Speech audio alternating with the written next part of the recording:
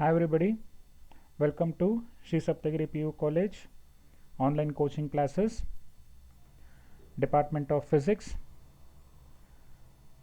Unit number 3, Current Electricity, Lecture 10. So students, in the previous lecture, might you have seen some of the problems which is based upon the relation between resistance and resistivity. Little bit some of the problems you are going to find the branch currents, different types of voltages, everything. So let us come forward, and in this lecture you are going to learn a very important concept and which is of might interesting also. Okay, so we know that the relation between by using Ohm's law, R is equal to rho into L by A, and where rho means resistivity which is of a constant, right? Okay, so let me have a look on this one. Dependence of resistance and resistivity, very important for the sake of examination also. Might they can ask it for 3 marks, factors on which resistance and resistivity depends. Okay, so let us come the factors on which resistance depends. We know that R is equal to rho into L divided by A.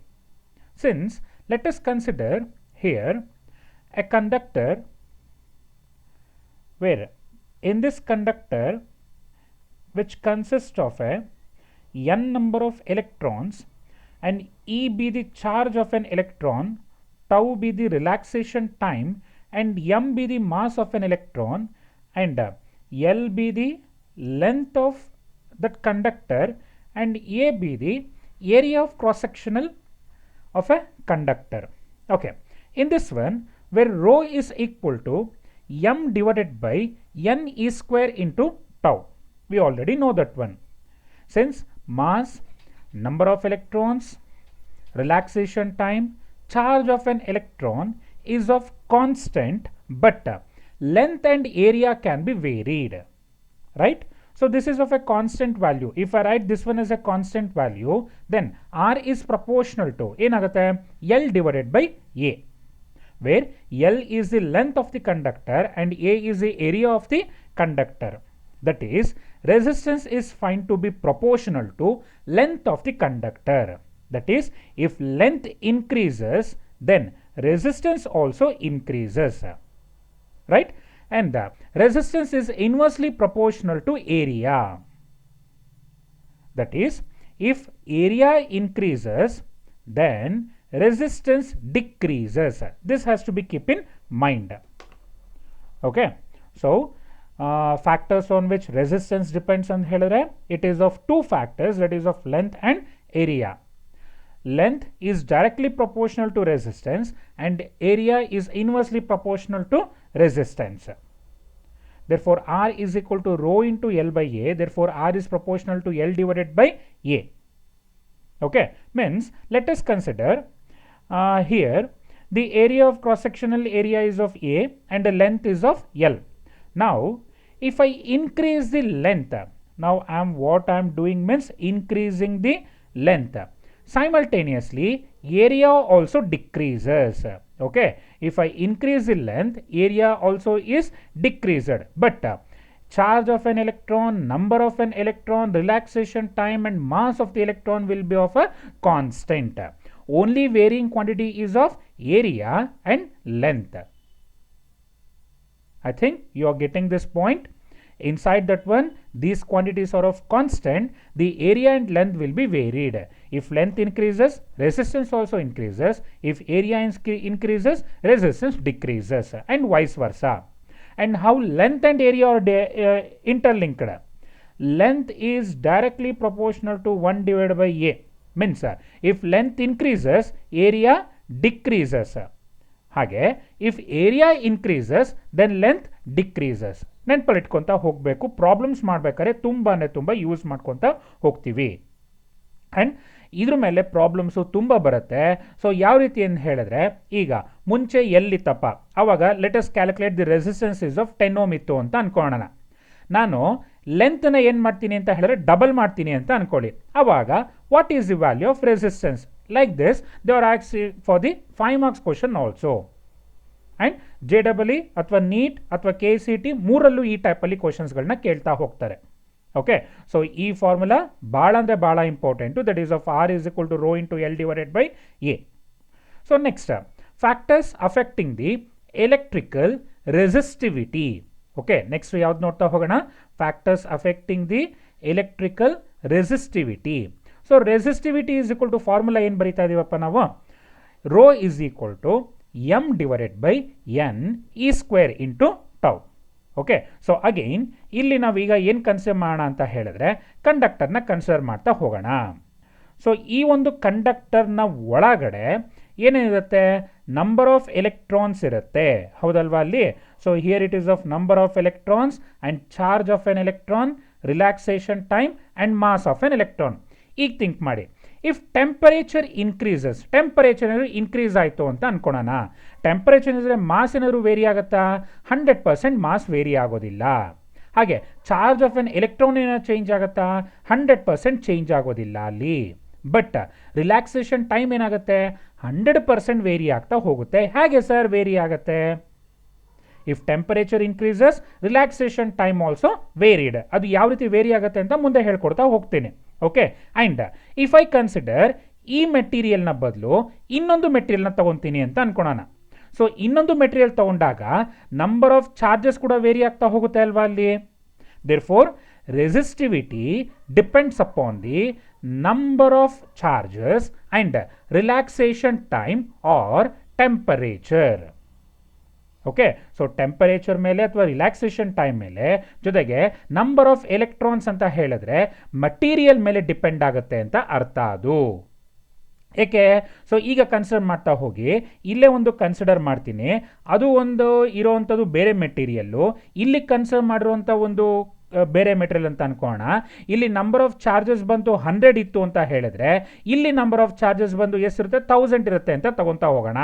ಆವಾಗ ಎರಡೂ ಮೆಟೀರಿಯಲ್ಸ್ನು ಬೇರೆ ಬೇರೆ ಆಗಿರೋದ್ರಿಂದ, if number of charges are different, then resistivity will depends upon the material ಮೇಲೆ depend ಆಗ್ತಾ ಹೋಗುತ್ತೆ. Next dimension ಅಂತ ಕರಿತಾ ಹೋಗ್ತೀವಿ. ಯಾವ ರೀತಿ ಡೈಮೆನ್ಷನ್ ಅಂತ ಕರಿಬೇಕು ಅಂತ ಹೇಳಿದ್ರೆ, ನೋಡಿ, ಈ ಪಾರ್ಟ್ನ ತಗೊಂಡಾಗ ಇಷ್ಟಿಂದ ಇಲ್ಲಿ ಇರೋವಂಥ ನಂಬರ್ ಆಫ್ ಎಲೆಕ್ಟ್ರಾನ್ಸ್ ಬೇರೆ, ಇಲ್ಲಿ ಇರೋವಂಥ ನಂಬರ್ ಆಫ್ ಎಲೆಕ್ಟ್ರಾನ್ಸ್ ಬೇರೆ ಇರುತ್ತೆ. ಅದಕ್ಕೋಸ್ಕರ it will depend upon the dimension also. ಗೊತ್ತಾಗ್ತಿದೆ ಅಲ್ವಾ ಅಲ್ಲಿ? Therefore the resistivity will depends upon how many factors? 2 factors. First one, it is of a material and dimension of the conductor. ಓಕೆನಾ?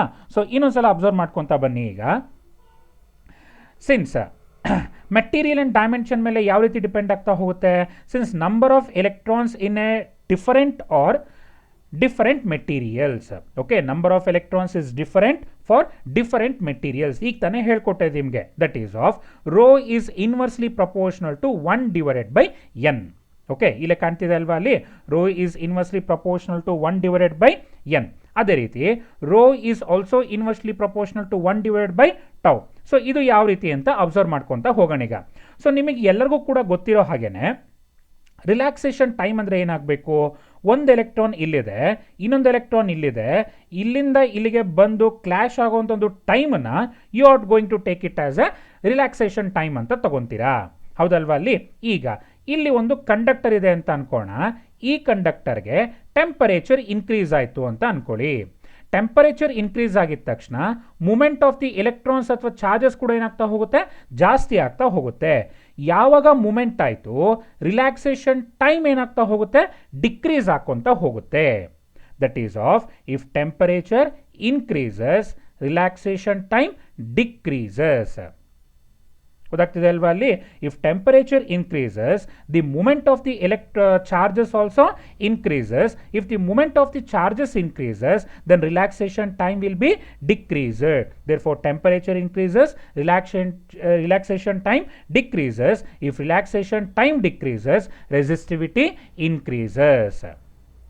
Therefore, if temperature increases, then ಯಾವ ರೀತಿ ಬರಿಬೋದು? ಈ ರೀತಿ ಬರ್ಕೊಂತ ಹೋಗ್ಬೋದು. ಅಬ್ಸರ್ವ್ ಮಾಡಿ, rho is proportional to 1 divided by tau.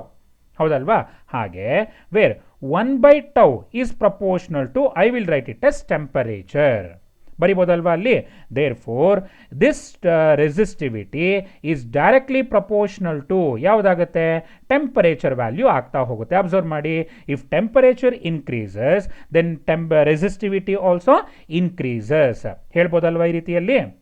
So I think factors affecting the electrical resistivities of two things. ಯಾವುದಾದದು, one it is of number of electrons, that is of material and direction dimensions of the conductor. Second one is of relaxation time or temperature.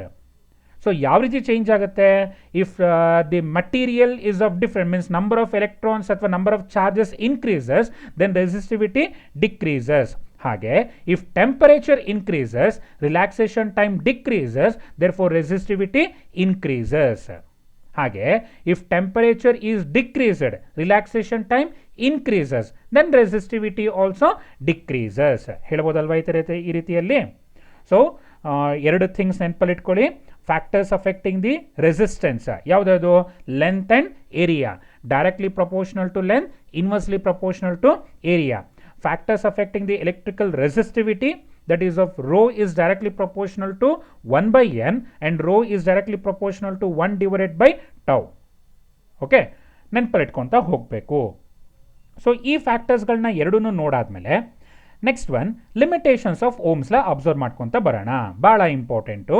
So ನಿಮಗೆ ಸ್ಟಾರ್ಟಿಂಗ್ನಲ್ಲೇ ಹೇಳಿದ್ವಿ ಏನಂತ, if temperature at constant temperature ಅಂತ ಬರ್ಸಿದ್ದೆ ಅಲ್ಲಿ, ಹೌದಲ್ವಾ. ಅಲ್ಲಿ ಯಾಕದು sir constant temperature ಅಂತ ಹೇಳಿದ್ರೆ, ಈಗ ತಾನೇ ಹಿಂದಿನ ಒಂದು ಟಾಪಿಕ್ನಲ್ಲಿ ಅಬ್ಸರ್ವ್ ಮಾಡ್ಕೊತ ಹೋದ್ವಿ. ಟೆಂಪರೇಚರ್ ಏನಾದರೂ ಇನ್ಕ್ರೀಸ್ ಆಯಿತು ಅಂತ ಹೇಳಿದ್ರೆ so moment of the electrons ಕೂಡ ಏನಾಗ್ತಾ ಹೋಗುತ್ತೆ, ಇನ್ಕ್ರೀಸ್ ಅಥವಾ ಡಿಕ್ರೀಸ್ ಆಗ್ತಾ ಹೋಗುತ್ತೆ. ಓಕೆ, ಕಂಡಕ್ಟರ್ಸ್ ಬಗ್ಗೆ ಮಾತಾಡೋಣ. If temperature increases relaxation time ಏನಾಗುತ್ತೆ, ಡಿಕ್ರೀಸ್ ಆಗ್ತಾ ಹೋಗುತ್ತೆ, ಹೌದಲ್ವಾ. ಈಗ ಅಬ್ಸರ್ವ್ ಮಾಡೋಣ. Let us here consider A conductor. So ಈ ಒಂದು ಕಂಡಕ್ಟರ್ನಲ್ಲಿ ನಾವು ಏನು ಇನ್ಕ್ರೀಸ್ ಮಾಡ್ತಿದ್ದೀವಿ ಅಂತ ಹೇಳಿದ್ರೆ ಈಗ ಓಕೆ ಅದಕ್ಕೆ ಒಂದು ಅಪ್ಲೈ ಮಾಡ್ತೀನಿ. Let you think that it is of 1 volt ಇದೆ, ಕರೆಂಟ್ ಈಸ್ ಆಫ್ 1 ಆಂಪಿಯರ್ ಇದೆ, ದೆನ್ ರೆಸಿಸ್ಟೆನ್ಸ್ ಎಷ್ಟಾಗಬೇಕು, 1 ಓಮ್ ರೆಸಿಸ್ಟೆನ್ಸ್ ಇರಬೇಕು, ಹೌದಲ್ವಾ. ಇದ್ರ ಒಳಗಡೆ ಎಲೆಕ್ಟ್ರಾನ್ಸ್ಗಳಿದ್ದಾವೆ ಅಂತ ಅನ್ಕೊತ ಹೋಗೋಣ ಈ ರೀತಿ. ಈಗ if voltage is of constant, ನಾನೇನು ಕೂಡ ವೇರಿ ಮಾಡಿಲ್ಲ. ಓಮ್ಸ್ ಲಾ ಪ್ರಕಾರ ಏನಾಗಬೇಕು, ಪೊಟೆನ್ಷಿಯಲ್ ಡಿಫ್ರೆನ್ಸ್ ಏನಾದರೂ ಇನ್ಕ್ರೀಸ್ ಮಾಡಿದ್ರೆ ಸೈಮಲ್ಟೇನಿಯಸ್ ಆಗಿ ಏನು ಇನ್ಕ್ರೀಸ್ ಆಗ್ತಾ ಹೋಗುತ್ತೆ, ಕರೆಂಟ್ ಇನ್ಕ್ರೀಸ್ ಆಗ್ತಾ ಹೋಗುತ್ತೆ, ಹೌದಲ್ವಾ. ಈಗಿಲ್ಲ ಅಬ್ಸರ್ವ್ ಮಾಡ್ಕೊತ ಬರೋಣ ಅಲ್ಲಿ. ಇಫ್ ಟೆಂಪರೇಚರ್ ಇನ್ಕ್ರೀಸಸ್, ನಾವಿಲ್ಲಿ ಏನು ಮಾಡ್ತಿದ್ದೀವಿ, ಈಗ ಟೆಂಪರೇಚರ್ನ ಇನ್ಕ್ರೀಸ್ ಮಾಡ್ತಿದ್ದೀವಿ. ಟೆಂಪರೇಚರ್ ಇನ್ಕ್ರೀಸ್ ಮಾಡಿದ ತಕ್ಷಣ ರಿಲ್ಯಾಕ್ಸೇಷನ್ ಟೈಮ್ ಏನಾಗುತ್ತೆ, decreases. What happens if relaxation time decreases? Let us write an equation for V D. VD is equal to minus E into E divided by M into tau ಅಂತ ಇದೆ ಅಲ್ವಾ ಅಲ್ಲಿ. If tau decreases, what happens to drift velocity? Drift velocity also decreases. Since I is proportional to ಏನಪ್ಪ, VD. If VD decreases, current also decreases. ಹೌದಲ್ವಾ. ನೋಡಿ, ನಾವೀಗ ಏನು ವೋಲ್ಟೇಜ್ನ ವೇರಿಯೇಷನ್ಸ್ ಮಾಡೇ ಇಲ್ಲ, ಬಟ್ ಆದರೂ ಕೂಡ ಕರೆಂಟ್ ಏನಾಗ್ತಾ ಇದೆ, ಡಿಕ್ರೀಸ್ ಆಗ್ತಾ ಇದೆ. ಏನು ಇನ್ಕ್ರೀಸ್ ಮಾಡಿದ್ರೆ, ಟೆಂಪರೇಚರ್ನ ಇನ್ಕ್ರೀಸ್ ಮಾಡಿದ್ರೆ. ಅಲ್ಲಿಗೆ ಓಮ್ಸ್ ಲಾ ಫೇಲ್ಸ್ ಆಗ್ತಾನೆ ಅಲ್ವಾ ಎಕ್ಸ್ಪ್ಲೈನ್ ಮಾಡೋದಕ್ಕೆ. ಓಮ್ಸ್ ಲಾ ಏನು ಹೇಳ್ದ ಅಲ್ಲಿ, just V is proportional to I. ನಾನು ಇಲ್ಲಿ ವೋಲ್ಟೇಜ್ನ ಏನೂ ವೇರಿ ಮಾಡಿಲ್ಲ, ಬಟ್ ಆದರೂ ಕೂಡ ಕರೆಂಟ್ ವೇರಿ ಆಗ್ತಾ ಇದೆ. ಯಾವ ರೀತಿ ಕರೆಂಟ್ ವೇರಿ ಆಯಿತು, ಟೆಂಪರೇಚರ್ ಜಾಸ್ತಿ ಮಾಡಿದ್ದಕ್ಕೆ. ಇದನ್ನು ಓಮ್ಸ್ ಲಾ ಎಕ್ಸ್ಪ್ಲೈನ್ ಮಾಡೋದಕ್ಕೆ ಯಾವುದೇ ಕಾರಣಕ್ಕೂ ಆಗಲಿಲ್ಲ. ಗೊತ್ತಾಗ್ತಿದೆ ಅಲ್ವಾ ಹೇಳ್ತಾ ಇರೋದು, yes or no? Okay, so Ohm's law is applicable only for the if all the physical conditions or remains constant. And the mainly example it is of temperature constant ಆಗಿರಬೇಕು ಅಂತ ಅರ್ಥ. ಅದೇ ರೀತಿ Ohm's law is not applicable at very low and very high temperature. ಯಾಕೆಂದರೆ ಈಗ ತಾನೇ explain ಮಾಡಿದೆ ಯಾವ ರೀತಿ ಅದು ಅಂತ. Next, Ohm's law is not applicable for the semiconductors. Ohm's law ಯಾವುದೇ ಕಾರಣಕ್ಕೂ ಸೆಮಿಕಂಡಕ್ಟರ್ಸ್ಗೆ ಆಗೋದಿಲ್ಲ. ಯಾವ ರೀತಿ ಅಂತ ಅಬ್ಸರ್ವ್ ಮಾಡ್ರಪ್ಪ. ಸೊ ಎಲ್ಲರೂ ಕೂಡ ಡಯೋಡ್ ಅಂತ ಒಂದು ಡಿವೈಸ್ ಹೆಸರು ಕೇಳಿರ್ತೀರ ಅಲ್ಲಿ. ಸೊ ಡಯೋಡ್ ಅಂತ ಒಂದು ವರ್ಡ್ ತಗೊಂಡ್ವಿ ಅಂತ ಹೇಳಿದ್ರೆ ಅದರ ಗ್ರಾಫಿಕಲ್ ರೆಪ್ರೆಸೆಂಟೇಷನ್ ಬಂದು ಈ ರೀತಿ ಇರುತ್ತೆ ನಮಗಲ್ಲಿ. ಅಬ್ಸರ್ವ್ ಮಾಡ್ಕೊತ ಬನ್ನಿ. So let us take this is of V and this is of I. So ಈ ಪಾಯಿಂಟ್ನ ವೋಲ್ಟೇಜು 0.3 ಇತ್ತು, ಇಲ್ಲಿ 0.2 and this one is of 0.1 ಅಂತ ತಗೋಣ. So current let this one is of 5 milli ampere 10, 15 ಅಂತ ಅನ್ಕೊತ ಹೋಗೋಣ. ಸೊ ಎಕ್ಸಾಕ್ಟ್ಲಿ ಇದು ಅಂತ ಹೇಳಿದ್ರೆ 2.5 ಆಂಪಿಯರ್ ಅಂತ ಅಂದ್ಕೊಳ್ಳಿ. ಈಗ ಅಬ್ಸರ್ವ್ ಮಾಡಿ, ಫಸ್ಟು ಈ ರೀತಿ ಇತ್ತು ಅಂತ ಅಂದ್ಕೊಳ್ಳೋಣ. ಸೊ ಈ ಪಾಯಿಂಟಿಂದ ಈ ಪಾಯಿಂಟ್ ತನಕನೂ ಕರೆಂಟ್ ಆಲ್ಮೋಸ್ಟ್ 0 ಇರುತ್ತೆ. ಇಲ್ಲಿ ಈ ರೀತಿ ಬರೋದಿಲ್ಲ ಅದು ಎಕ್ಸಾಕ್ಟಾಗಿ. ಸೊ ಈ ಥರ ತಗೊಂಡ್ವಿ ಅಂತ ಹೇಳಿದ್ರೆ ನಾವು, ಸೊ ಆವಾಗ ಹಾಂ 1 ಸೆಕೆಂಡ್, ಓಕೆ, ಈಗ ಅಬ್ಸರ್ವ್ ಮಾಡ್ಕೊಳ್ಳಿ ಗ್ರಾಫ್ನ. ಸೊ ನಾನು 0.1 ವೋಲ್ಟ್ಸಿಗೆ ಇನ್ಕ್ರೀಸ್ ಮಾಡಿದೆ, current is of almost 0, not exactly 0, almost 0. 0.2ಗೆ ವೋಲ್ಟೇಜ್ ಇನ್ಕ್ರೀಸ್ ಮಾಡಿದೆ, ಮತ್ತೆ ಕರೆಂಟು 0 ಆಗೇ ಇದೆ. ಬಟ್ 0.2 ಆದಮೇಲೆ ಕರೆಂಟು ಸ್ವಲ್ಪ ಇನ್ಕ್ರೀಸ್ ಆಗೋದಕ್ಕೆ ಸ್ಟಾರ್ಟ್ ಆಯಿತು. ಎಲ್ಲಿ ತನಕ? 0.3 ತನಕ. 0.4 ಹೋಗೋ ಅಷ್ಟೊತ್ತಿಗೆ current 5 ampere, 10 ampere, 15 ampere, 20 ampere ಈ ರೀತಿ ಜಾಸ್ತಿ ಆಗ್ತಾ ಹೋಗ್ತಾ ಇದೆ. ಸೊ ಇಲ್ಲಿಂದ ಇಲ್ಲಿ ತನಕ ಕರೆಂಟ್ ಈಸ್ ಆಲ್ಮೋಸ್ಟ್ 0. ಹೌದಲ್ವಾ? ಹೇಳ್ಬೋದಲ್ವಾ? ಅಲ್ಲಿ current is almost 0 when voltage is increased. But from here to here current is of abruptly increases for a small change in the voltage. ಹೌದಲ್ವಾ? ಸ್ವಲ್ಪ ಚೇಂಜ್ ಆಗ್ದಂಗೆ ಕರೆಂಟು ಸಿಕ್ಕಾಬಟ್ಟೆ ಇನ್ಕ್ರೀಸ್ ಆಗ್ತಿದೆ, ಆದರೆ ಇಲ್ಲಿ ವೋಲ್ಟೇಜ್ ಇನ್ಕ್ರೀಸ್ ಮಾಡಿದ್ರು ಕರೆಂಟು ಇನ್ಕ್ರೀಸ್ ಆಗ್ತಾ ಇಲ್ಲ. ಇದು ಯಾವುದರಲ್ಲಿ ಅಂತ ಹೇಳಿದ್ರೆ it is of in diode, where diode is a semiconducting device. Okay, diode ಅನ್ನೋ ಥರ ಯಾವ ಡಿವೈಸ್ ಅದು? Semiconductor devices. ಸೊ ಯಾವ ಸೆಮಿ ಕಂಡಕ್ಟರ್ ಡಿವೈಸಸ್ಸು ಕೂಡ ಓಮ್ಸ್ ಲಾನ ಅಪ್ಲಿಕಬಲ್ ಮಾಡೋದಿಲ್ಲ. ನೆನಪಲ್ಲಿಟ್ಕೊತ ಹೋಗ್ಬೇಕಿದನ್ನ. ಬೇಕಾದ್ರೆ ಪೀಸ್ ವೈಸ್ ಲೀನಿಯರ್ ಆಗಿರುತ್ತೆ, ಆದರೆ 100% ಲೀನಿಯರ್ ಆಗಿರೋದಕ್ಕೆ ಸಾಧ್ಯನೇ ಇಲ್ಲ. ಪೀಸ್ ವೈಸ್ ಲೀನಿಯರ್ ಅಂದರೆ ಏನು ಸರ್ ಅಂತ ಹೇಳಿದ್ರೆ, ನೋಡಿ ಈ ಪಾಯಿಂಟಿಂದ ಈ ಪಾಯಿಂಟ್ ತನಕನೂ ಲೀನಿಯರ್ ಕ್ಯಾರೆಕ್ಟರಿಸ್ಟಿಕ್ ಕೊಡ್ತಾ ಇದೆ. ಬಟ್ ಇದಕ್ಕಿಂತ ಮುಂಚೆ ಯಾವುದೇ ಕಾರಣಕ್ಕೂ ಲೀನಿಯರ್ ಇಲ್ಲ ಇಲ್ಲಿ. ಅದನ್ನೇ ಪೀಸ್ ವೈಸ್ ಲೀನಿಯರ್ ಅಂತ ಕರಿತಾ ಹೋಗ್ತೀವಿ. ಓಕೆನಾ? ಓಕೆ, ಸೆಕೆಂಡ್ ಥಿಂಗ್ ಈಗ ಅಬ್ಸರ್ವ್ ಮಾಡ್ಕೊಳ್ರಪ್ಪ. Let us consider a resistor where the applied voltage is of, let us assume that it is of V1, resistance is of R1, R anta tagonta hogtini. Therefore current is moving from where to where? Okay, let us take this one is of left side and this one is of right side. Let the resistance value is of ಬೇರೆ ಅದನ್ನು ತಗೊಂತೀನಿ, ಸುಮ್ಮನೆ assumption ಅಲ್ಲಿ 1 ohm ಇದೆ ಅಂತ ಅನ್ಕೊಳ್ಳೋಣ. ಈಗ ಹೇಳಿ, current ಎಲ್ಲಿಂದ ಯಾವ ಕಡೆಗೆ ಮೂವ್ ಆಗ್ತಾ ಹೋಗ್ತಾ ಇದೆ? ಈಗ current is moving from left side to right side. ಹೌದಲ್ವಾ? ಈ ಕಡೆ ಇಲ್ಲಿ ಬರ್ಕೊಂತೀನಿ, ಅಬ್ಸರ್ವ್ ಮಾಡಿ. Due to V1 current is flowing from ಎಲ್ಲಿಂದ ಇಲ್ಲಿಗೆ? Left to right. ಬರ್ಕೊಬೋದಾ? Okay, right. ಈಗ ಇದನ್ನು ಹಾಗೆ ಮರ್ತ್ಕೊಂಬಿಡಿ. ಈಗ ಅಲ್ಲಿ let you think there is an another circuit. ಇನ್ನೊಂದು ಸರ್ಕ್ಯೂಟ್ ಇದೆ ಅಂತ ಅನ್ಕೋಣ ಇಲ್ಲಿ. So due to this circuit let us apply V2 be the voltage and there is a resistor which is of 1 ohm.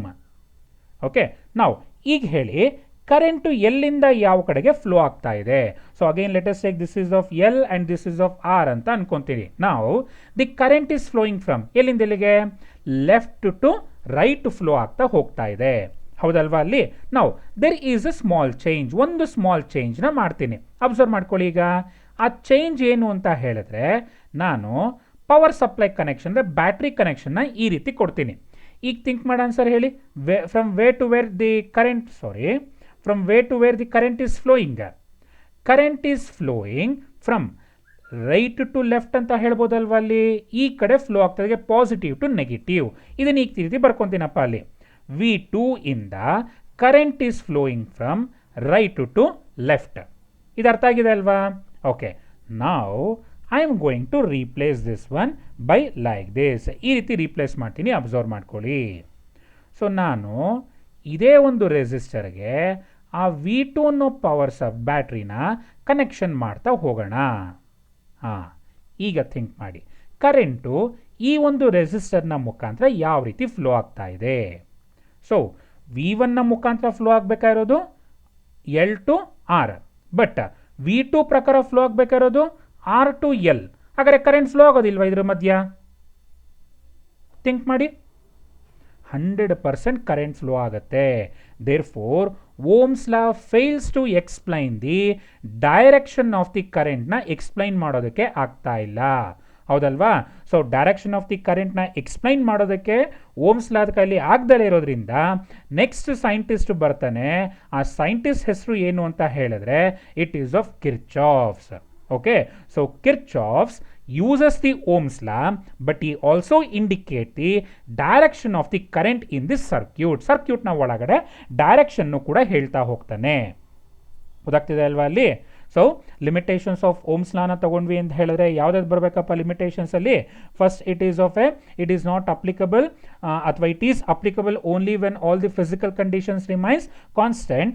Ohm's law is not applicable at very low and at very high temperature and Ohm's law is not applicable for the semi conductors.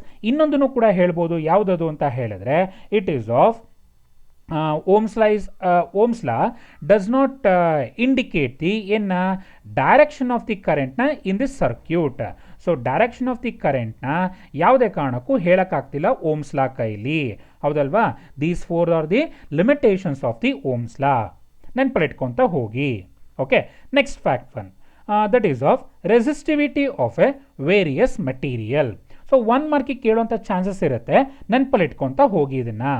So metals have the low resistivity ranging from 10 to the power minus 8 ohm meter to 10 to the power minus 6 ohm meter. So semiconductors ಅಲ್ಲಿ carbon ಇದೆ, silicon and germanium have resistivity in ranges that is of 10 to the power minus 5 ohm meter to 10 to the power 4 ohm meter. Okay, so doubt ಬರ್ಬೋದು. So next ನೋಡಿ, ಇನ್ಸುಲೇಟರ್ಸ್ನಲ್ಲಿ resistivity value ಎಲ್ಲಿಂದ ಎಲ್ಲಿಗೆ ಬರುತ್ತೆ? 10 to the power 5 ohm meter to 10 to the power 16 ohm meter ಅಂತ ಕರಿತಾ ಹೋಗ್ತೀವಿ. Sir ಮೆಟಲ್ಸಲ್ಲಿ 2 negative values ranges ಇದೆ, ಇನ್ಸುಲೇಟರ್ಸ್ನಲ್ಲಿ 2 ಪಾಸಿಟಿವ್ ವ್ಯಾಲ್ಯೂಸ್ ರೇಂಜಸ್ ಇದೆ, ಬಟ್ ಸೆಮಿ ಕಂಡಕ್ಟರ್ಸಲ್ಲಿ ನೆಗೆಟಿವ್ ಟು ಪಾಸಿಟಿವ್ ವೇರಿ ಆಗ್ತಾ ಇದೆ. ಸೊ ಯಾವ ರೀತಿ ಇದು?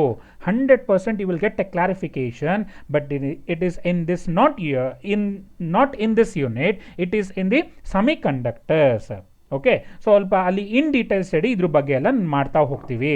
ಸೊ ಯಾವ ರೀತಿ ಸೆಮಿಕಂಡಕ್ಟರ್ಸ್ಗೆ ಅಪ್ಲಿಕಬಲ್ ಆಗಿರುತ್ತೆ, ಸ್ವಲ್ಪ ಫ್ಯಾಕ್ಟರ್ಸು ಯೂನಿಟಲ್ಲೂ ಕೂಡ ಓದ್ತಾ ಹೋಗೋಣ, ಬಟ್ ಇನ್ ಡೀಟೇಲ್ ಸ್ಟಡಿ ಸೆಮಿಕಂಡಕ್ಟರ್ಸ್ನಲ್ಲಿ ನೋಡ್ತಾ ಹೋಗ್ಬೋದು. Okay, so next stretching of A wire. So problems ಮಾಡಬೇಕಾದ್ರೆ ತುಂಬ ಯೂಸ್ ಮಾಡ್ತೀವಿ ನಾವು ಇದನ್ನು. ಸೊ ಹಾಗೆ ಕಾನ್ಸೆಪ್ಚುಯಲ್ ವೈಸು ತುಂಬ ತಿಳ್ಕೊತಾ ಹೋಗಬೇಕು ನೀವು ಇದರಲ್ಲಿ. ಓಕೆನಾ? So before understanding this one, let us take A conductor which is having the length is of L1 and area of cross section is of A1. So let us take this is of before stretching anta ankonta hogana. Now I am going to stretch this conductor. Conductor na stretch ಮಾಡಿದಾಗ length ಏನಾಗ್ತಾ ಹೋಗುತ್ತೆ? ಜಾಸ್ತಿ ಆಗುತ್ತೆ. So length ಜಾಸ್ತಿ ಆದಂಗೆ area ಏನಾಗ್ತಾ ಹೋಗಬೇಕು? 100% ಕಡಿಮೆ ಆಗ್ತಾ ಹೋಗಬೇಕು. ಹೌದಲ್ವಾ ಅಲ್ಲಿ? So this is of L2 and this is of A2. So this is of ಏನದ ತೊಗೊಬೇಕು ನೀವು ಇದನ್ನ? You have to take this one as a after stretching. So think ಮಾಡ್ರಪ್ಪ, ಏನು ಇವೆರಡರಲ್ಲಿ ಕಾನ್ಸ್ಟೆಂಟ್ ಅಂತ ಹೇಳಿದ್ರೆ the volume inside the conductor is of constant before stretching and also after stretching. But what happens to resistance? Resistance will be definitely varied. Therefore, resistance in before stretching, let us take that one is of R1, and resistance after stretching, let us assume it as R2. Therefore, I can write the formula R1 is equal to rho into L1 divided by A1. ಬರಿಬೋದಲ್ವಾ? So ಅದೇ ರೀತಿನೇ R2 is equal to ಎಂತ ಬರಿಬೋದು? Rho into L2 divided by A2. Sir ಏನಕ್ಕೆ rho 1 ಮತ್ತು rho 2 ಹಾಕೊಳ್ಳಿಲ್ಲ? Think ಮಾಡಿ.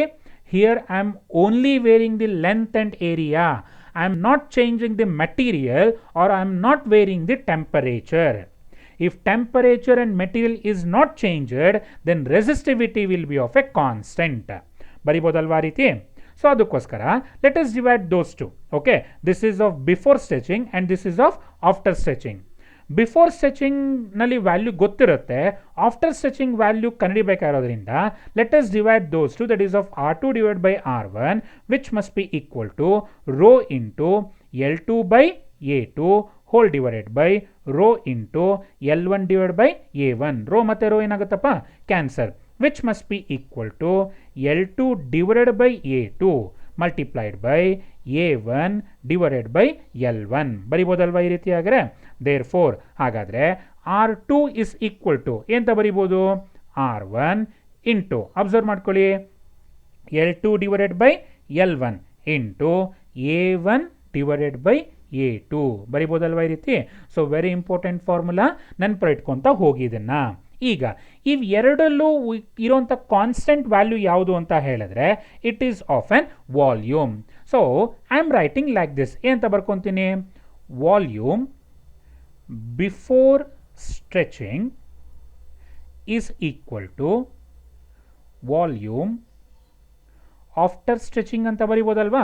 So what is the value of volume, that is of length into area into breadth, ಹಳಮುಳ ಬರಿತೀರಲ್ವಾ ಅಲ್ಲಿ. ಸೊ ಅದೇ ರೀತಿಯೇ ಇಲ್ಲಿ ವಾಲ್ಯೂಮ್ನ ಕನ್ಸಿಡರ್ ಮಾಡಿದಾಗ area into length, that is of before length L1 ಇದೆ, before stretching area is of A1 which must be equal to after stretching ಏನು ಬರುತ್ತಪ್ಪ A2 into L2 ಬರಿಬೋದಲ್ವಾ ಹಂಗಂತ ಅಲ್ಲಿ.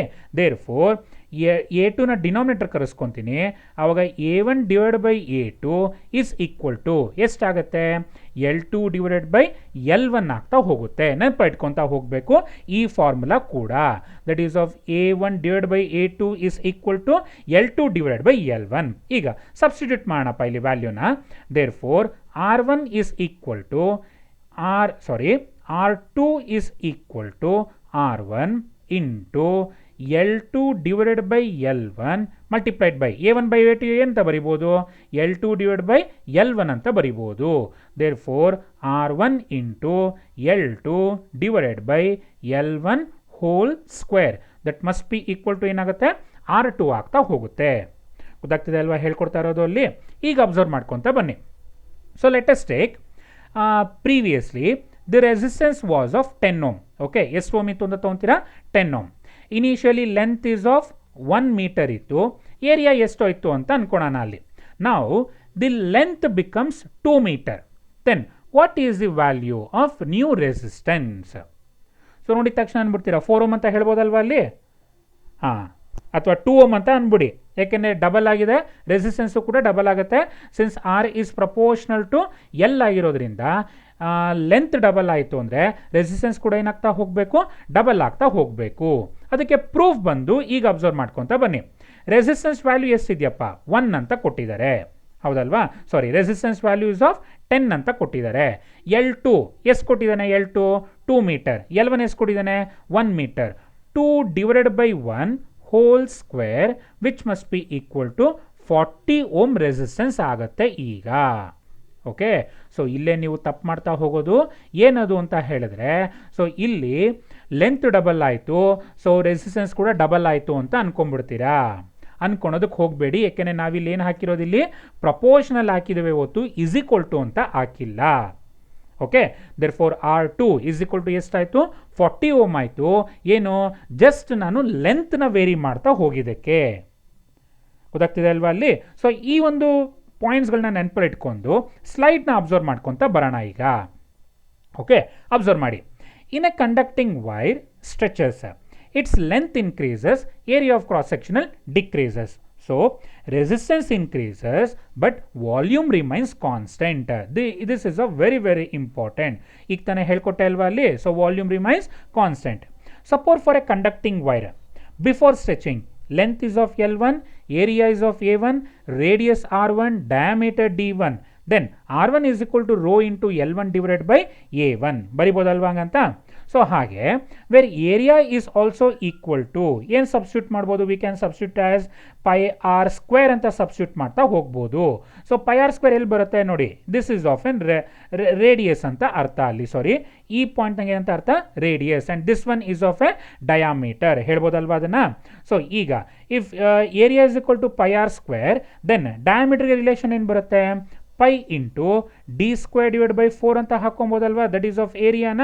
ಸೊ ಇದನ್ನು ಹೇಳ್ಕೊಟ್ಟಿದ್ದೀನಿ ಹಿಂದಿನ ಕ್ಲಾಸ್ಗಳಲ್ಲಿ ಯಾವ ರೀತಿ ಬರಿಬೇಕು ಅಂತ ನೆನ್ಪಿಟ್ಕೊತ ಹೋಗಿ. Okay, now after stretching, length be L2, area of cross section A2, radius R2, diameter D2, then R2 is equal to rho into L2 divided by A2. ಹೇಳ್ಬೋದಲ್ವಾ ಹಾಗಂತ. Now ratio of resistance, that is of R1 divided by R2 is equal to L1 by L2 into A2 divided by A1. ಹಿಂದಿನ ಲೆಕ್ಚರಲ್ಲಿ means ಸ್ವಲ್ಪ ಹಿಂದಗಡೆ ಹೇಳ್ಕೊಟ್ಟೆ ನಿಮಗೆ ಇದನ್ನ. But ನಾವೇನು ಕಂಡಿದ್ದೀವಿ, R2 divide by R1 ಕಂಡುಹಿಡ್ಕೊಂಡ್ವಿ. ಇಲ್ಲಿ ನಾವು ಕೊಟ್ಟಿರೋ ಪ್ರಕಾರ ಏನಾಗಿದೆ, R1 ಡಿವೈಡ್ ಬೈ R2 ಇದೆ, ಅಷ್ಟೇ difference. Okay, where R1 by R2 is equal to L1 by L2 whole square, ಅಥವಾ R1 is equal to R2 into L1 by L2 whole square if length is varied. Like that only if area is varied, formula ಏನು ಬರುತ್ತೆ, R1 by R2 is equal to A2 by A1 whole square. If radius is varied, then R1 by R2 is equal to R2 by R1 whole to the power 4. If diameter is varied, R1 by R2 is equal to D2 by D1 whole to the power 4. Okay, ನೆನಪಿಟ್ಕೊತ ಹೋಗಬೇಕು. ಇಷ್ಟು ನೆನಪಲ್ಲಿ ಇಟ್ಕೊಂಡ್ರೆ 100% ಪ್ರಾಬ್ಲಮ್ಸ್ನ ತುಂಬ ಈಸಿಯಾಗಿ attend ಮಾಡ್ಕೊತ ಹೋಗ್ಬೋದು ನಾವು. ಓಕೆನಾ. So stretching of A wire is a very important concept. ನೆನಪಲ್ಲಿ ಇಟ್ಕೊತ ಹೋಗಿ. ಈ ಫಾರ್ಮುಲಾಸ್ ಒಂದು ನೆನಪಲ್ಲಿ ಇಟ್ಕೊಳ್ಳಿ, ಇನ್ನಿದ್ದನ್ನೆಲ್ಲ ಈಸಿಯಾಗಿ ಮಾಡ್ಕೊತ ಹೋಗ್ಬೋದು. Next very very important, that is of effect of temperature. So effect of temperature ಬಗ್ಗೆ ಸ್ವಲ್ಪ ಹೊತ್ತು ಮುಂಚೆ ಒಂದು ಕಾನ್ಸೆಪ್ಟ್ನ ನೋಡಿದ್ರಿ.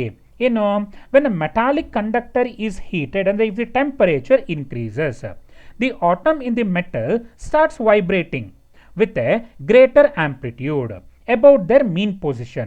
Consequently, the number of collisions between the free electrons and the atoms increases. If the number of collisions between the free electrons and the atom increases, then relaxation time will be decreased ಅಥವಾ reduces. ಹೌದಲ್ವಾ.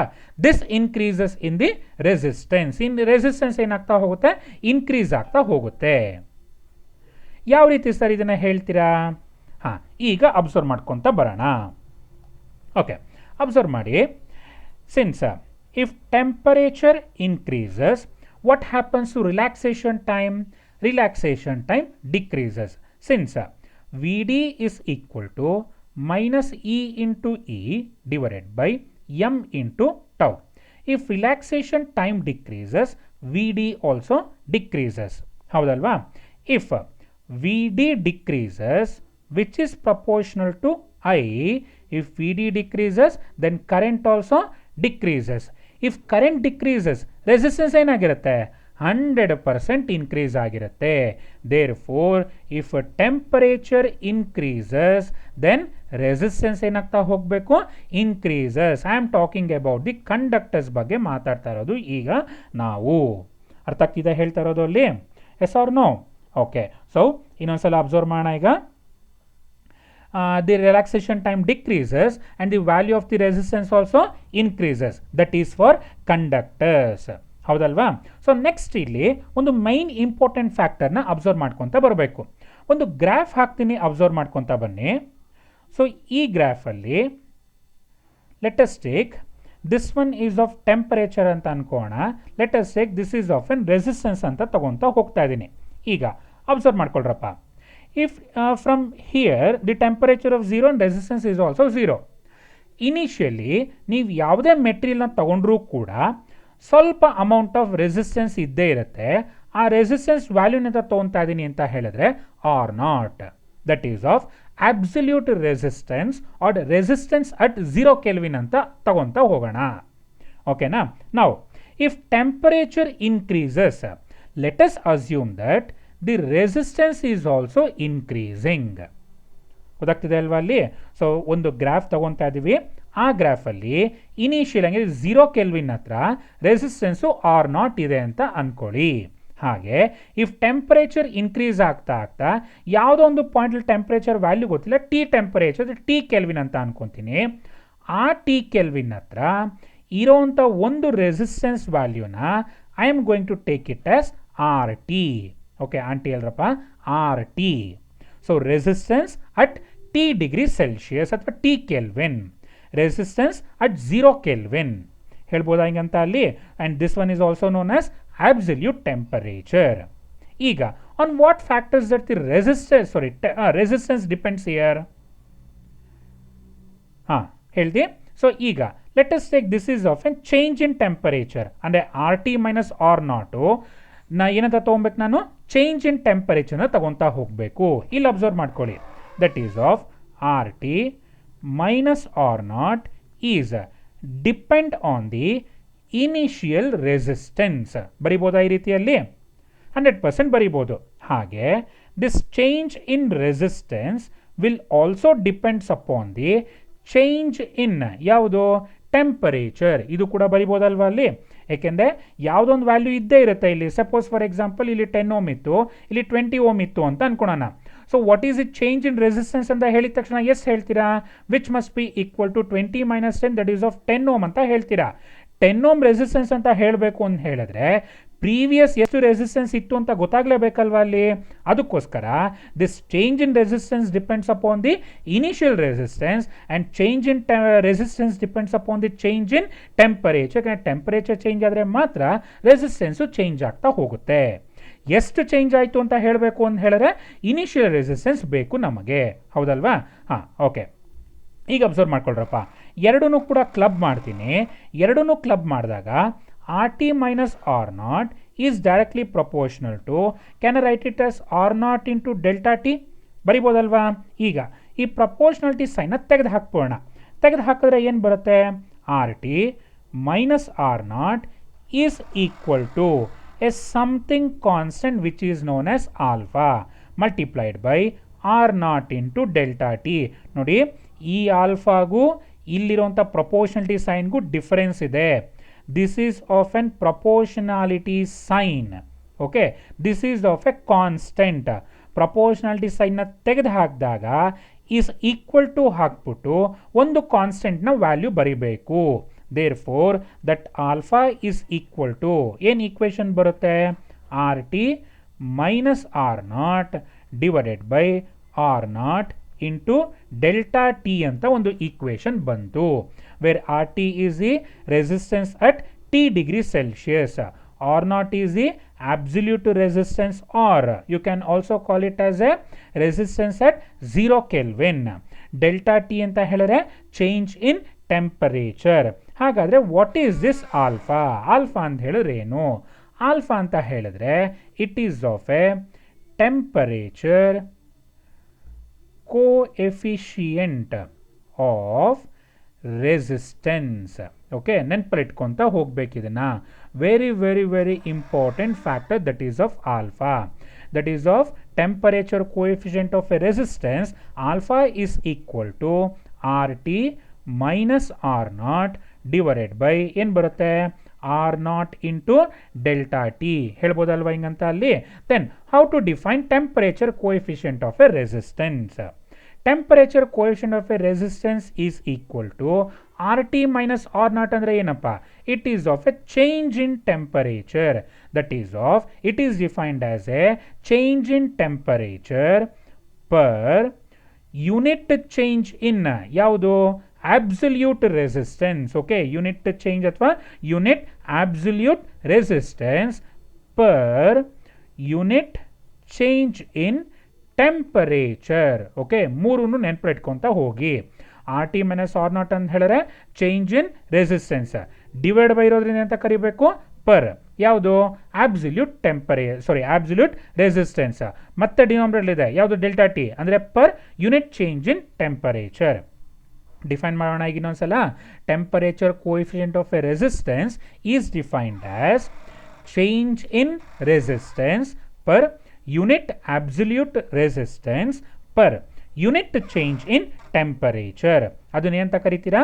Temperature coefficient of a resistance ಅಂತ ಕರಿತಾ ಹೋಗಬೇಕು. ಈಗ ಈ ಇಷ್ಟಕ್ಕೂ ನಾವು R T minus R ನಾಟ್ನ ಕ್ಯಾಲ್ಕುಲೇಟ್ ಮಾಡಿದ್ರೆ ಎಸ್ ಐ ಯೂನಿಟ್ ಏನು ಬರುತ್ತೆ? ಓಮ್ ಡಿವೈಡೆಡ್ ಬೈ ರೆಸಿಸ್ಟೆನ್ಸ್ಗೆ ಯೂನಿಟ್ ಏನು ಬರುತ್ತೆ? Ohm. Delta T change in temperature that must be equal to per Kelvin Kelvin or Celsius ಅಂತ ತೊಗೊಂಬೋದಲ್ವಾ ಅಲ್ಲಿ? ಸೊ ಕನ್ಫ್ಯೂಸ್ ಆಗಕ್ಕೆ ಹೋಗಬೇಡಿ. ಡಿವೈಡ್ ಬೈ ಬರದೆ ಅಂತ ಪರ್ ಕೆಲ್ವಿನ್ ಬರೇ ಕೆಲ್ವಿನ್ ಅಂತ ನೆನ್ಕೊತಾ ಹೋಗೋಣ. ಓಮ್ ಮತ್ತು ಓಮ್ ಕ್ಯಾನ್ಸಲ್ ಆಯಿತು ಅಂತ ಹೇಳಿದ್ರೆ ಕೆ ನ್ಯೂಮೆಟ್ರಿಗೆ ಹೋಗುತ್ತೆ. ಆವಾಗ per Kelvin is the SI unit for temperature coefficient of a resistance, or per degree Celsius ಬರಿಬೋದಲ್ವಾ ಅಲ್ಲಿ, per degree Celsius is the SI unit for temperature coefficient of a resistance. Okay, ಈಗ observe ಮಾಡಿ, that is of alpha is equal to ಏನು ಬರುತ್ತಪ್ಪ ಇಲ್ಲಿ, RT minus R0 divided by R0 into delta T. Temperature coefficient of a resistance is defined as increase in resistance, or you can take it as change in resistance per unit original resistance or absolute resistance per degree rise in temperature, or you can also write it as change in unit change in temperature. ಬರಿಬೋದಲ್ವಾ ಈ ರೀತಿಯಲ್ಲಿ. So normal wordings ಎಲ್ಲಾದರೂ ಬರಿಬೋದು ಅಥವಾ exact definition ಆದರೂ ಬರಿತಾ ಹೋಗ್ಬೋದು. So exact definition ಏನು ಹೇಳುತ್ತೆ, temperature coefficient of a resistance of a metallic conductor is defined as increase in resistance per unit original resistance per degree rise in temperature, or you can also write it as it is defined as a change in resistance per unit change in absolute resistance per unit change in ಯಾವುದದು temperature, ಹಾಗಂತ ಕೂಡ ಬರಿತಾ ಹೋಗ್ಬೋದು. ಓಕೆನಾ. And SI unit is of per degree Celsius or per kelvin. So dimension formula ಇಲ್ಲಿ ಕೊಟ್ಟಿನಿ, observe ಮಾಡ್ಕೊತಾ ಹೋಗಿ. ಎಂಟರ್ ಡೈಮೆನ್ಷನಲ್ ಫಾರ್ಮುಲಾ ಕಂಪ್ಲೀಟ್ ಆಗಿ ಲಾಸ್ಟ್ಗೆ ಹೇಳ್ಕೊಡ್ತಾ ಹೋಗ್ತೀನಿ ಯಾವ ರೀತಿ ಎಲ್ಲದನ್ನು ಬರಿಬೇಕು ಅಂತ. ಓಕೆನಾ, ಅರ್ಥ ಆಗಿದೆ ಅಲ್ವಾ ಅಲ್ಲಿ. ಓಕೆ, ನೆಕ್ಸ್ಟ್ ಫ್ಯಾಕ್ಟರ್ ಇದ್ರ ಬಗ್ಗೆನೆ ಇಲ್ಲೊಂದು ಫಾರ್ಮುಲಾ ಕೊಟ್ಟಿದ್ದು, it is of RT minus is equal to R0 into 1 plus alpha into delta T. So ಯಾವ ರೀತಿ ಬಂತು ಇದನ್ನ ಅಂತ ಅಬ್ಸರ್ವ್ ಮಾಡ್ಕೊತ ಬರೋಣ. ಓಕೆ, ಈ ಈಕ್ವೇಶನ್ ಪ್ರಕಾರ RT minus R0 is equal to alpha R0 into delta T ಅಂತ ಬರಿಬೋದಲ್ವಾ ಅಲ್ಲಿ. ಈಗ ಈ ಮೈನಸ್ R0ನ ಈ ಕಡೆ ಕಳಿಸಿದ್ರೆ ರೈಟ್ ಹ್ಯಾಂಡ್ ಸೈಡಿಗೆ ಕಳಿಸಿದ್ರೆ ಪ್ಲಸ್ R0 ಆಗುತ್ತೆ. Therefore RT is equal to ಏನು ಬರಿಬೇಕಪ್ಪ, alpha R0 delta T plus R0 ಆಗುತ್ತೆ. ಎರಡರಲ್ಲೂ ಕಾಮನ್ ತೆಕ್ಕೊಬೋದು R0. ಸೊ R0 ಕಾಮನ್ ತೆಕ್ಕೊಂಡ್ರೆ alpha into delta T plus 1 that must be equal to RT. So RT is equal to R0 into 1 plus alpha delta T, where delta T can be written as T2 minus T1. So depending on the problems, we are going to replace that T2 and T1 by some other factors. ಓಕೆನಾ. So ಅರ್ಥ ಆಗಿದೆ ಅಂತ ಅನ್ಕೊಂತೀನಿ. Next ಸ್ಲೈಡಲ್ಲಿ observe ಮಾಡ್ಕೊಳ್ಳಿ. ಈಗ it is of extension part, that is of effect of the temperature, that is of R0 divided by RT is equal to 1 plus alpha T1 divided by 1 plus alpha T2 ಅಂತ ಕೂಡ ಬರಿತಾ ಹೋಗ್ಬೋದು. ಓಕೆನಾ. So ಹಿಂದಿನ ಫಾರ್ಮುಲಾನ use ಮಾಡಿಕೊಂಡು ಎರಡನ್ನು divide ಮಾಡಿದಾಗ you will get this formula. Next, the value of alpha different at different temperature. Therefore, temperature coefficient of a resistance average over the temperature range T1 to T2 is given by, so delta T ಅಂತ ಬರೆದ್ವಿ, delta ಟಿನ ಏನಂತ ಬರಿಬೋದು, T2 minus T1 ಅಂತ ಬರಿತಾ ಹೋಗ್ಬೋದು. ಅದನ್ನೇ ಈ ಈಕ್ವೇಷನಲ್ಲಿ ಕೊಡ್ತಾ ಹೋಗಿದ್ದೀವಿ. ಓಕೆ, ನೆಕ್ಸ್ಟು ಈ 3 ಪಾಯಿಂಟ್ಸ್ನ ತುಂಬ ಚೆನ್ನಾಗೀಗ ಅರ್ಥ ಮಾಡ್ಕೊತ ಬರಬೇಕು. ಓಕೆ, ಅಬ್ಸರ್ವ್ ಮಾಡ್ಕೊಳ್ಳಿ ಈಗ ಅಲ್ಲಿ. ಸೊ ಆ 3 ಪಾಯಿಂಟ್ಸ್ನಲ್ಲಿ ಫಸ್ಟ್ ಬರಿಬೇಕು ಅಂತ ಹೇಳಿದ್ರೆ, so let us take the values of alpha now. So first alpha is equal to equation ಏನಿದೆಯಪ್ಪ ಅಲ್ಲಿ, ಹೇಳ್ತಾ ಬನ್ನಿ, sorry. So alpha is equal to equation ಏನಿದೆ, RT minus R0 divided by R0 into delta T. Equation ಇದೆ ಅಲ್ವಾ ಅಲ್ಲಿ. ಈಗ so first ಪಾಯಿಂಟಲ್ಲಿ ಹಾಕೋಣ. Let us take RT which is of greater than R0. So RT is greater than R0 ಆಯಿತು ಅಂತ ಹೇಳಿದ್ರೆ ಆಲ್ಫಾ ವ್ಯಾಲ್ಯೂ ಏನಾಗ್ತಾ ಹೋಗುತ್ತೆ, ಪಾಸಿಟಿವ್ ಕ್ವಾಂಟಿಟಿ ಆಗಿರುತ್ತೆ. ಓಕೆ, ಸೆಕೆಂಡ್ ಫ್ಯಾಕ್ಟರ್ನ ಅಬ್ಸರ್ವ್ ಮಾಡ್ಕೊಳ್ಳೋಣ. RT is less than R0 ಅಂದರೆ RT ವ್ಯಾಲ್ಯೂ ಕಡಿಮೆ ಇದೆ, R0 ವ್ಯಾಲ್ಯೂ ಜಾಸ್ತಿ ಇದೆ. R0 ವ್ಯಾಲ್ಯೂ ಜಾಸ್ತಿ ಅಂದರೆ ಏನಾಗಬೇಕು, ನೆಗೆಟಿವ್ ಕ್ವಾಂಟಿಟಿ ಬರಬೇಕು. Therefore alpha is equal to ಏನು ಹಾಕ್ಕೊತೀವಿ, ನೆಗೆಟಿವ್. ನೆಕ್ಸ್ಟ್ ಥರ್ಡ್ ಪಾಯಿಂಟಲ್ಲಿ ಅಬ್ಸರ್ವ್ ಮಾಡ್ಕೊಳ್ಳೋಣ. ಥರ್ಡ್ ಪಾಯಿಂಟಲ್ಲಿ RT ಇಸ್ ಈಕ್ವಲ್ ಟು ಏನಾರ ತೊಗೊತೀನಿ ಅಂತ ಹೇಳಿದ್ರೆ R not. That is of alpha ಏನಾಗುತ್ತೆ ಆಗ ಆರ್ ಟಿ ವ್ಯಾಲ್ಯೂನಲ್ಲಿ ಆರ್ ನಾಟ್ ಹಾಕೊತೀನಿ. R nought minus R not ಅಂತ ಹೇಳಿದ್ರೆ zero. That must be equal to zero ಅಂತ ಹಾಕೋಣ. ಈಗ ಈ ಮೂರು ಕ್ವಾಂಟಿಟೀಸ್ನ ಹುಷಾರಾಗಿ ಅಬ್ಸರ್ವ್ ಮಾಡ್ಕೊತ ಬನ್ನಿ. ಸೊ ಗ್ರಾಫಿಕಲ್ ರೆಪ್ರೆಸೆಂಟೇಷನಲ್ಲಿ ಅಬ್ಸರ್ವ್ ಮಾಡೋಣಪ್ಪ. ಸೊ ಗ್ರಾಫಿಕಲ್ ರೆಪ್ರೆಸೆಂಟೇಷನ್ ತೊಗೊಂಡಾಗ this is of temperature T and this is of R. So ಯಾವ ವ್ಯಾಲ್ಯೂ ಜಾಸ್ತಿ ಇದೆ? ಆರ್ ಟಿ ವ್ಯಾಲ್ಯೂ ಜಾಸ್ತಿ ಇದೆ. ಆರ್ ಟಿ ವ್ಯಾಲ್ಯೂ ಜಾಸ್ತಿ ಇದೆ ಅಂತ ಹೇಳಿದ್ರೆ ಗ್ರಾಫು ಈ ರೀತಿ ಬರ್ತಾ ಹೋಗುತ್ತೆ. So this is of R nought and this is of R T. ಕಾಣ್ತಿಲ್ವಾ? ಮೈಟ್ ಪ್ರಾಬಬಲಿ ಕಾಣಲ್ಲ ಅಂತ ಅಂದ್ಕೊಂಡು ಸ್ವಲ್ಪ ಡಯಾಗ್ರಾಮ್ನ ದೊಡ್ಡದಾಗಿ ಹಾಕ್ತಾ ಹೋಗೋಣ. ಓಕೆನಾ? ಸೊ ಒಂದೇ ಡಯಾಗ್ರಾಮ್ನಲ್ಲಿ ಡಿಫ್ರೆಂಟ್ ಕಲರ್ಸ್ನ ಹಾಕ್ಕೊಂಡು ವೇರಿ ಮಾಡ್ಕೊತಾ ಬರ್ತೀನಿ. ಅಬ್ಸರ್ವ್ ಮಾಡಿ. ಹಾಂ, ಈಗ so let us take this is of 0 kelvin and this might be of temperature T. ಓಕೆನಾ?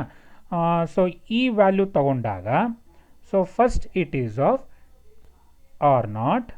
ಸೊ ಟೆಂಪರೇಚರ್ ಟಿ ಹತ್ರ the value of resistance is of ಏನಂತ ಹಾಕ್ಕೊತಾ ಇದ್ದೀವಿ ಅಂತ ಹೇಳಿದ್ರೆ you have to take that one is of R T. ಹಾಂ, ಈಗ ಹೇಳ್ರಪ್ಪ. So ಇಲ್ಲಿ ಒಂದು 10 ಓಮ್ ಅಂತ ಅಂದ್ಕೊಂಡ್ರೆ ಇದನ್ನ 20 ಅಂತ ಅನ್ಕೊಬೋದಲ್ವ ಅಲ್ಲಿ. Therefore here if temperature is increased resistance is increased ಅಂತ ಅರ್ಥ ಹೇಳ್ಬೋದಲ್ವ ಇದನ್ನ ಅಲ್ಲಿ. If temperature increases resistance increases, ಅದನ್ನೇ ಬರಿತೀನಿ ಇಲ್ಲಿ. If temperature increases resistance also increases. ಈಗ ಸೆಕೆಂಡ್ ಫ್ಯಾಕ್ಟ್ರಿಗೆ ಬರೋಣ. ಸೆಕೆಂಡ್ ಫ್ಯಾಕ್ಟ್ರಲ್ಲಿ ಅಬ್ಸರ್ವ್ ಮಾಡ್ಕೊತಾ ಬನ್ನಿ. This is of value R naught. ಈ ಆರ್ ನಾಟ್ ಅನ್ನೋ ವ್ಯಾಲ್ಯೂಯಿಂದ ಸೊ ಈ ರೀತಿ ಒಂದು ಗ್ರಾಫ್ನ ಡ್ರಾ ಮಾಡ್ತೀನಿ. ಆವಾಗ ಇಲ್ಲಿಗೆ ತಗೊಂಡಾಗ ದಿ ವ್ಯಾಲ್ಯೂ ಏನು ಸಿಗುತ್ತೆ? This must be equal to R T. So R T value ಎಷ್ಟು ಬಂತು ಇಲ್ಲಿ? 5 ಓಮ್ ಅಂತ ಅನ್ಕೊತ ಹೋಗೋಣ. So initial resistance is of 10 ohm, final resistance is of 5 ohm. ಯಾವಾಗ? If temperature is increases resistance will be decreases. ಹೌದಲ್ವಾ? Yellow colour ಮಾತ್ರ observe ಮಾಡಿ, ವೈಟ್ ಕಲರ್ನ ಅಬ್ಸರ್ವ್ ಮಾಡೋದಕ್ಕೆ ಹೋಗಬೇಡಿ. If temperature increases resistance decreases, ಅವಾಗ ಆಲ್ಫಾ ವ್ಯಾಲ್ಯೂ ಏನಾಗುತ್ತೆ? Negative. ಅದನ್ನೇ ಬರ್ಕೊತ ಹೋಗ್ತೀನಿ. If temperature increases resistance will be decreased ಹೇಳ್ಬೋದಲ್ವಾ ಈ ರೀತಿಯಲ್ಲಿ. ನೆಕ್ಸ್ಟ್ ಲಾಸ್ಟ್ ಫ್ಯಾಕ್ಟರ್ನ ಅಬ್ಸರ್ವ್ ಮಾಡೋಣ ಈಗ. ಸೊ ಲಾಸ್ಟ್ ಫ್ಯಾಕ್ಟರ್ ಏನಾಗಿದೆ? R T is equal to R naught. ಹಾಗಾದರೆ ಈ ರೀತಿ ಬರಿಬೇಕಲ್ವಾ ಅಲ್ಲಿ. ಸೊ ಮೂರನೇ ಫ್ಯಾಕ್ಟರಲ್ಲಿ R T is equal to R naught ಅಂದರೆ ಏನಂತ ಅರ್ಥ? If temperature increases resistance will be of a constant, there is no change in the resistance. ಈಗ ಅಬ್ಸರ್ವ್ ಮಾಡ್ಕೊಳ್ರಪ್ಪ. If temperature increases there is no change in the resistance. ಈ ರೀತಿ ಹಾಕೊಂತ ಹೋಗ್ತೀನಿ.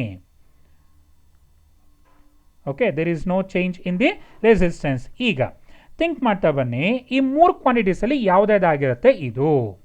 So R T is greater than R naught ಯಾವುದ್ರಲ್ಲಿ ಆಗಿರುತ್ತೆ ಅಂತ ಹೇಳಿದ್ರೆ it is of all in ಮೆಟಲ್ಸಲ್ಲಿ ಆಗಿರುತ್ತೆ ಈ ರೀತಿ. ಆ್ಯಂಡ್ ಅಥವಾ ಕಂಡಕ್ಟರ್ಸ್. ಸೊ ಕಂಡಕ್ಟರ್ಸ್ನಲ್ಲಿ if temperature increases resistance also increases, that is of alpha is positive. Next ಇನ್ಸುಲೇಟರ್ಸ್ನ ತಗೊಂಡ್ವಿ ಅಂತ ಹೇಳಿದ್ರೆ if temperature increases resistance decreases, that is of alpha is negative in insulators. Okay, next coming to the or you can also take it as a semiconductors ಅಂತ ಕೂಡ ತಗೊತಾ ಹೋಗ್ಬೋದು.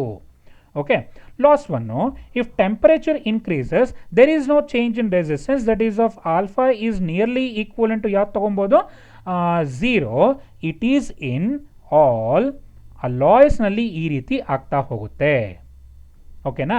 ನೆನಪಲ್ಲಿ ಇಟ್ಕೊತಾ ಹೋಗ್ಬೇಕು ಇದನ್ನ. ಅಲಾಯ್ಸ್ ಅಂದರೆ ಯಾವುದಾಗಿರುತ್ತೆ? ಇಟ್ ಈಸ್ ಆಫ್ ಮ್ಯಾಂಗನಿನ್ ಒಂದು alloys ಇದೆ, ಇನ್ನೊಂದು ಯಾವುದಿದೆ? ಕಾನ್ಸ್ಟೆಂಟನ್ ಇದೆ. ಸೊ ತುಂಬ ಇದ್ದಾವೆ ಬೇರೆ ಬೇರೆವು. ಸದ್ಯಕ್ಕೆ ನಾವು ಇಷ್ಟನ್ನು ಉಪಯೋಗಿಸ್ಕೊತ ಹೋಗೋಣ. ಓಕೆ, ಸೊ ಮೂರು ಫ್ಯಾಕ್ಟರ್ಸು ನೆನಪಲ್ಲಿಟ್ಕೊಳ್ಳಿ. Alpha is positive in metals or conductors, that is if temperature increases resistance also increases. Alpha is negative in semiconductors or insulators, that is of if temperature increases resistance decreases. is alpha is nearly equivalent to 0, that is if temperature increases there is no change or there is a very very small change in the resistance. It is in alloys. Which are all the alloys? That is of manganese and constantan. ಓಕೆನಾ? ಈಗ think ಮಾಡ್ತಾ ಹೋಗ್ರಪ್ಪ. Let to consider ನಿಮ್ಮ ಹತ್ರ ಒಂದು mobile ಇದೆ ಅಂತ ಅನ್ಕೊತಾ ಹೋಗೋಣ. ಓಕೆನಾ? ಸೊ ಆ ಮೊಬೈಲ್ನ ಯಾವುದರಲ್ಲಿ ತಯಾರು ಮಾಡಬೇಕು? ನೀವು ಮೆಟಲ್ಸಲ್ಲಿ ಹಾಕ್ಕೊಬೇಕಾ ಮೊಬೈಲ್ನ ತಯಾರು ಮಾಡಲಿಕ್ಕೆ, ಅಥವಾ ಸೆಮಿ ಕಂಡಕ್ಟರ್ಸ್ ಇನ್ಸುಲೇಟರ್ಸ್ ಹಾಕ್ಕೊಬೇಕಾ, ಅಥವಾ ಅಲಾಯ್ಸ್ನ ಹಾಕ್ಕೊತ ಹೋಗಬೇಕಾ? ಸೊ ಯಾವುದನ್ನು ಹಾಕ್ಕೊಬೇಕು? ಥಿಂಕ್ ಮಾಡಿ. So answer it is a very very easy. So again let us consider A mobile ನಾವು. ಸೊ ನಿಮ್ಮ ಕೈಲಿ ಒಂದು ಮೊಬೈಲ್ ಇದೆ ಅಂತ ಅನ್ಕೊತಾ ಹೋಗಿ ಇಲ್ಲಿ. ಸೊ ಈ ಮೊಬೈಲ್ನ ಯಾವ ಮೆಟೀರಿಯಲ್ನಲ್ಲಿ ಮಾಡಬೇಕು? ಓಕೆ, ಸೊ ಈಗ let us think that this one is made by conductors or ಮೆಟಲ್ಸಲ್ಲಿ ಮಾಡಿದ್ರು ಅಂತ ಅನ್ಕೊಳೋಣ. ಏನಾಗುತ್ತೆ? If temperature increases resistance also increases. ಹೌದಲ್ವಾ? ಈಗ ಅಬ್ಸರ್ವ್ ಮಾಡಿ. ಈಗ ನಮ್ಮ normal temperature it is of around 24 degree Celsius ಇದೆ ಅಂತ ಅಂದ್ಕೊಳ್ರಪ್ಪ. ನೀವೇನಾದರೂ ಫುಲ್ ಕೋಲ್ಡ್ ಟೆಂಪರೇಚರ್ ಇರೋ ಕಡೆ ಹೋಗ್ತೀರಾ ಅಂತ ಅಂದ್ಕೊಳೋಣ. ಸೊ ಅವಾಗ let us think it is of 0 degree Celsius ಇತ್ತು ಅಂತ ಅಂದ್ಕೊಳ್ಳಿ. 0 ಡಿಗ್ರಿ ಸೆಲ್ಸಿಯಸ್ ಆಯಿತು ಅಂತ ಹೇಳಿದ್ರೆ ಟೆಂಪರೇಚರ್ ಕಡಿಮೆ ಆಯಿತು ಅಂದಾಗ ರೆಸಿಸ್ಟೆನ್ಸ್ ಕೂಡ ಏನಾಗುತ್ತೆ? 100% ಕಡಿಮೆ ಆಗುತ್ತೆ. ಸೊ ಇಲ್ಲಿ ರೆಸಿಸ್ಟೆನ್ಸ್ ಏನಾಯಿತು? ಕಡಿಮೆ ಆಯಿತು.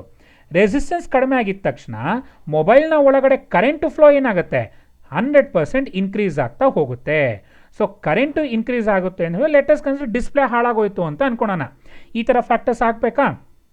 ನೀವೇ ಥಿಂಕ್ ಮಾಡಿ. ಓಕೆ, ಸೊ ನಾವೀಗ ಕಂಡಕ್ಟರ್ಸ್ ಅಥವಾ ಲೆಟಸ್ ಕನ್ಸಿಡರ್ ಸೆಮಿ ಕಂಡಕ್ಟರ್ಸ್ ಹಾಕ್ತೀವಿ ಅಂತ ಅನ್ಕೊಳೋಣ. ಸೊ ಸೆಮಿ ಕಂಡಕ್ಟರ್ಸ್ ಹಾಕಿದಾಗ ಇಫ್ ಟೆಂಪರೇಚರ್ ಇನ್ಕ್ರೀಸಸ್ ರೆಸಿಸ್ಟೆನ್ಸ್ ಏನಾಗುತ್ತೆ ಅಂತ ಹೇಳಿದ್ವಿ? ಡಿಕ್ರೀಸಸ್. ಈಗ ಇದೇ ಎಕ್ಸಾಂಪಲ್ನಲ್ಲಿ ಕನ್ಸಿಡರ್ ಮಾಡ್ತಾ ಹೋಗಿ. ಮೊಬೈಲ್ನ ಯಾವ್ದ್ರಲ್ಲಿ ಮಾಡಿದ್ದಾರೆ ಅಂತ ಹೇಳಿದ್ರೆ it is of N semi conductors. Temperature decrease ಆಯಿತು, ರೆಸಿಸ್ಟೆನ್ಸ್ ಏನಾಯಿತು? ಜಾಸ್ತಿ ಆಗೋಯ್ತು. ಅಲ್ಲಿ ರೆಸಿಸ್ಟೆನ್ಸ್ ಜಾಸ್ತಿ ಆಯಿತು ಅಂತ ಹೇಳಿದ್ರೆ ಕರೆಂಟ್ ಏನಾಗುತ್ತೆ? ಇಲ್ಲಿ 100% ಕಡಿಮೆ ಆಗುತ್ತೆ. ಇಲ್ಲಿಗೆ ಡಿಸ್ಪ್ಲೇ ಆನ್ ಆಗ್ತಿಲ್ಲ ಅಂತ ಅನ್ಕೊತಾ ಹೋಗೋಣ. ನಾವೀಗ ಥರ್ಡ್ ಮೆಟೀರಿಯಲ್ಲು ಅಲಾಯ್ಸ್ನಲ್ಲಿ ಉಪಯೋಗಿಸ್ತಾ ಹೋಗೋಣ. ಅಲಾಯ್ಸಲ್ಲಿ ಏನು ಉಪಯೋಗಿಸಿದ್ವಿ ಅಂದರೆ ಟೆಂಪರೇಚರ್ ಇನ್ಕ್ರೀಸ್ ಆಯಿತು ಅಂದ್ಕೊಳ್ಳಿ, ರೆಸಿಸ್ಟೆನ್ಸ್ ವೇರಿ ಆಗುತ್ತಾ? 100% ರೆಸಿಸ್ಟೆನ್ಸ್ ವೇರಿ ಆಗಲ್ಲ. ಯಾವ ವ್ಯಾಲ್ಯೂ ಇರುತ್ತೆ? ಕಾನ್ಸ್ಟೆಂಟ್ ವ್ಯಾಲ್ಯೂನೇ ಇರುತ್ತೆ. Therefore if temperature decreases resistance will be of constant. If resistance is of constant then current will be also a constant ಆಗೇ ಇರುತ್ತೆ. ಹೇಳ್ಬೋದಲ್ವಾ ಈ ರೀತಿಯಲ್ಲಿ? ದೇರ್ಫೋರ್ ಈ ಮೂರು ಮೆಟೀರಿಯಲ್ಸ್ ತಗೊಂಡಾಗ ನಾವು ಈ ಸ್ಟ್ಯಾಂಡರ್ಡ್ ರೆಸಿಸ್ಟೆನ್ಸ್ ಕಾಯಿಲ್ಸ್ ಅಂದರೆ ಮೊಬೈಲ್ನಂತ ಸುಮ್ಮನೆ ಎಕ್ಸಾಂಪಲ್ ತೊಗೊಂಡಿದ್ದು, ಸ್ಟ್ಯಾಂಡರ್ಡ್ ರೆಸಿಸ್ಟೆನ್ಸ್ ಕಾಯಿಲ್ಸ್ನೆಲ್ಲ ಯಾವುದ್ರಲ್ಲಿ ಮಾಡಿರ್ತಾರೆ ಅಂತ ಹೇಳಿದ್ರೆ ಅಲಾಯ್ಸ್ನಲ್ಲಿ ಪ್ರಿಪೇರ್ ಮಾಡ್ತಾ ಅಂದರೆ ಮ್ಯಾನುಫ್ಯಾಕ್ಚರ್ ಮಾಡಿರ್ತಾರೆ. ಏಕೆ? If temperature varies then there is no change in the resistance value ಅಂತ ಅರ್ಥ. ಗೊತ್ತಾಗಿದೆ ಅಲ್ವಾ ಅಲ್ಲಿ? ಓಕೆ, ಇಲ್ಲಿ ಅಬ್ಸರ್ವ್ ಮಾಡ್ಕೊಳ್ಳಿ. Alpha is positive for metallic conductors, that is of RT is greater than R0. That is resistance increases with rise in temperature. ಹೇಳ್ಕೊಟ್ಟೆ ಹಿಂದಗಡೆ. ಹಾಗೆ alpha is negative for insulators and semi conductors, that is RT is less than R0. That is resistance decreases with increase in temperature. Next, alpha is very small and you can assume it as ನಾನು ನಿಮಗೆ explain ಮಾಡೋ ರೀತಿ nearly equivalent to 0 ಅಂತ ಹೇಳ್ಕೊಟ್ಟಿದ್ದೀನಿ. ಹೌದಲ್ವಾ? That is of RT is nearly equivalent to R0. ಯಾವುದರಲ್ಲಿ? ಅಲಾಯ್ಸ್ನಲ್ಲಿ. Alloys ಯಾವುದದು? ಕಾನ್ಸ್ಟೆಂಟನ್ and ಮ್ಯಾಂಗನೀನ್. This is the reason for that these alloys are used in making the standard resistance coils. ನೋಡಿ, ಇದನ್ನ ಭಾಳ important question. ನಿಮಗೆ 100% to give reasoning ಕ್ವಶನ್ಸಲ್ಲಿ ಈ ರೀತಿ ಕೇಳ್ತಾ ಹೋಗ್ತಾನೆ. ಏನಂತ? standard resistance coils are made up of alloys like constantan and manganese. Give reason. ಏನು reason ಬರೀತೀರಾ? Since alpha, that is of temperature coefficient of a resistance, is of very small for alloys like constantan and manganese. That is, if temperature varies, resistance will not be varied. Thus, standard resistance coils are made up of alloys. ಇಷ್ಟು ಬರಿತಾ ಹೋಗಬೇಕು. ಓಕೆನಾ? Next ಈಗ graphical ರೆಪ್ರೆಸೆಂಟೇಷನಿಗೆ ಬರೋಣ. ರೆಸಿಸ್ಟಿವಿಟಿಲಿ mention ಮಾಡ್ಕೊತಾ ಹೋಗಿದ್ದೀವಿ. So rho increases with temperature in all metals. Resistivity ಅಥವಾ resistance ಯಾವ್ದು ಬೇಕನ್ನ ತಗೊತಾ ಹೋಗಿ. ಅಬ್ಸರ್ವ್ ಮಾಡ್ಕೊಳ್ಳಿ. ಟೆಂಪರೇಚರ್ ಇನ್ಕ್ರೀಸ್ ಆದರೆ ರೆಸಿಸ್ಟೆನ್ಸ್ ಮತ್ತು ರೆಸಿಸ್ಟಿವಿಟಿ ಏನಾಗ್ತಾ ಹೋಗುತ್ತೆ, ಇನ್ಕ್ರೀಸ್ ಆಗ್ತಾ ಹೋಗ್ತಾ ಇದೆ. ಹಾಗೆ ಸೆಮಿ ಕಂಡಕ್ಟರ್ಸ್ನ ತಗೊಂಡಾಗ ಇನಿಷಿಯಲ್ ವ್ಯಾಲ್ಯೂಯಿಂದ ಏನಾಗ್ತಾ ಹೋಗಬೇಕು, ಡಿಕ್ರೀಸ್ ಆಗ್ತಾ ಬರಬೇಕು ಯಾವಾಗ ಟೆಂಪರೇಚರ್ ಇನ್ಕ್ರೀಸ್ ಆದರೆ. ಅದೇ ರೀತಿ ಸೂಪರ್ ಕಂಡಕ್ಟರ್ಸ್ನ ಒಂದು ಕಾನ್ಸೆಪ್ಟು ಬೇರೆ ಬರ್ತಾ ಹೋಗುತ್ತೆ, ಅದನ್ನು ಮುಂದಕ್ಕೆ ಹೇಳ್ಕೊಡ್ತಾ ಹೋಗ್ತೀವಿ. That is of rho decreases with temperature and becomes zero at a certain temperature. ಓಕೆನಾ? That is of resistivity or resistance decreases with temperature and becomes zero, ಯಾವುದೊಂದು ಪಾಯಿಂಟಲ್ಲಿ ಝೀರೋ ಆಗೋಗುತ್ತೆ ಅಟ್ ಎ ಸರ್ಟನ್ ಟೆಂಪರೇಚರ್. ಯಾವುದರಲ್ಲಿ ಇದು? Super ಕಂಡಕ್ಟರ್ಸಲ್ಲಿ ಮಾತ್ರ. ಗೊತ್ತಾಗಿದೆ ಅಲ್ವಾ? ಅಲ್ಲಿ ಆಲ್ಮೋಸ್ಟ್ ಕಾನ್ಸ್ಟೆಂಟು ಯಾವುದರಲ್ಲಿ ಇರುತ್ತೆ, ಅಲ್ಲಿ ಅಲಾಯ್ಸ್ನಲ್ಲಿ ಕಾನ್ಸ್ಟೆಂಟ್ ವ್ಯಾಲ್ಯೂ ಇರ್ತಾ ಹೋಗುತ್ತೆ. Okay, if you have any doubts now you can ask me now. ಇದೇನಾರ ಡೌಟ್ಸ್ ಇದೆಯಾ? Okay, then thank you.